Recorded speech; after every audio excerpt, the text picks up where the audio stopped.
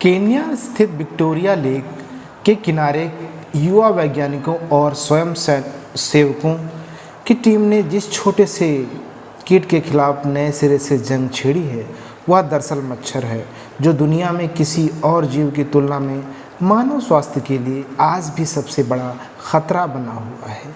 ये वैज्ञानिक नए कीटनाशकों की जांच ही नहीं कर रहे, मच्छरों के खिलाफ इन्हें इस्तेमाल करने के प्रभावी तरीके के बारे में भी विचार कर रहे हैं।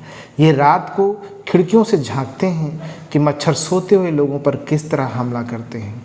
ये बच्चों, टैक्सी ड्राइवरों, बकरा पालने वाले गडेरियों और बकरों का खून लेकर जांच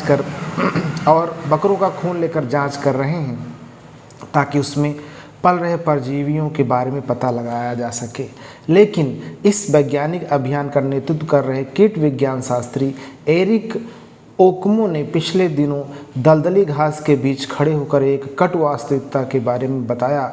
उन्होंने कहा, ऐसा लगता है कि मच्छर यह जंग जीत रहे हैं। करीब एक दशक पहले लग रहा था कि मनुष्य बनाम मच्छर की इस करीब एक शताब्दी पुरानी लड़ाई में मनुष्य जीत रहा है, पर पिछले कुछ वर्षों में न सिर्फ वह मानवीय प्रगति धीमी पड़ी है बल्कि उलट गई है। सोते हुए बच्चों को मच्छरों से काटने के लिए घरों और मच्छरदानियों पर 1970 के दशक से जो कीटनाशक स्प्रे किए जा रहे हैं वो क्रमशः कम प्रभावी होते गए हैं। मच्छरों ने इसके बीच खुद को बचाए रखना सीख लिया है। वर्ष 2015 में मलेरिया से होने वाली मौतों के ऐतिहासिक तराटी पर चले जाने के बाद फिर से न सिर्फ इसके मामले बढ़ रहे हैं बल्कि मौत के आंकड़े भी बढ़ने लगे हैं। मच्छरों के खिलाफ वैज्ञानिकों की लड़ाई इतनी गंभीर शायद कभी नहीं रही। वैज्ञानिक अब इन्हें ख़त्म करने का प्रभावी तरीका ढूंढ रहे हैं। इसकी वजह भी समझ में आती है। जलवायु परिवर्तन के कारण मच्छर अब अपने साथ जो वायरस ला रहे हैं उनमें डेंगू और चिकनगुनिया जैसी बीमारियां फैल रही हैं। दुनिया के इन हिस्सों में भी अब बुखार से मौतें हो रही हैं जहां कभी ऐसा इतिहास ही नहीं रहा। कभी सिर्फ उष्णकटिबंधीय क्षेत्र में होने वाले डेंगू जैसी बीमारी अब फ्रांस और फ्लोरिडा में भी कहर ढा रही है।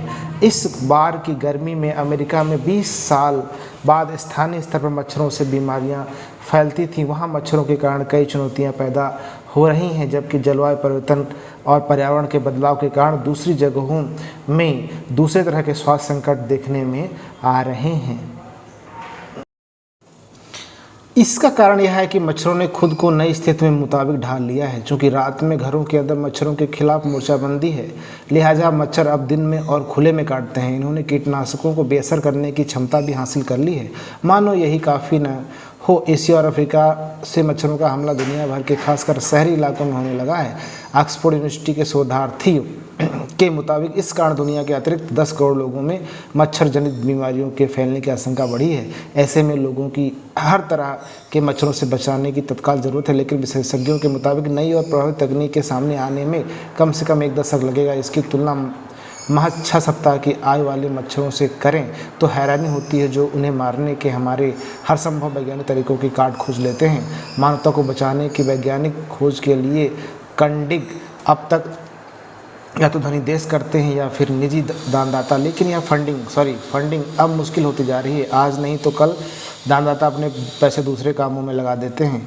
वे कहेंगे कि हम अब फंडिंग कृषि या सिंचाई के क्षेत्र में कर रहे हैं। डॉक्टर नोल्स ये बात कहते हैं। 20 साल पहले मच्छरदानियों के सामूहिक वितरण के दौर में मलेरिया के मामले आश्चर्यजनक रूप से कम हो रहे थे, जिससे उम्मीद बंधी थी कि लेकिन चूँकि मच्छर हमारी पुरानी वैज्ञानिक खोजों और तरकीबों को झांसा देने में सफल हो गए हैं, ऐसे में कुछ नया करने की ज़रूरत होगी। हालांकि अनेक शोधार्थियों का कहना है कि मध्य और उच्च आय वाले देशों में डेंगू और मलेरिया के बढ़ते मामलों को देखते हुए वैज्ञानिक खोज के लिए फंडिंग बढ़ भी सकती है। चाहे जो भी हो, इस दिशा में वैज्ञानिक प्रयासों की ज़रूरत तो होती ही है।